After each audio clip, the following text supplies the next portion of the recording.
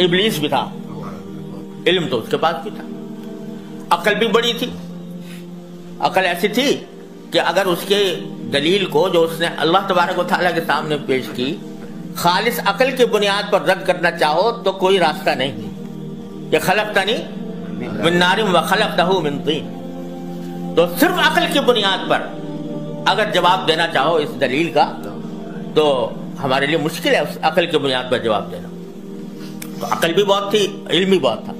बल्कि हज़रत थानवी रहमतुल्लाह अलैह फरमाते हैं कि 4 आइन थे उसके अंदर। आलिम बड़ा था, आइन आलिम का, और आकिल बड़ा था, ये दलील ऐसी पेश कर दी। और फरमाया आबिद बड़ा था, क्योंकि रिवायात में है कि पहले इबादत भी बहुत करता था। तो आलिम भी था, आकिल भी था, आबिद भी था। फरमाया चौथे आइन की कमी थी कि आशिक नहीं था।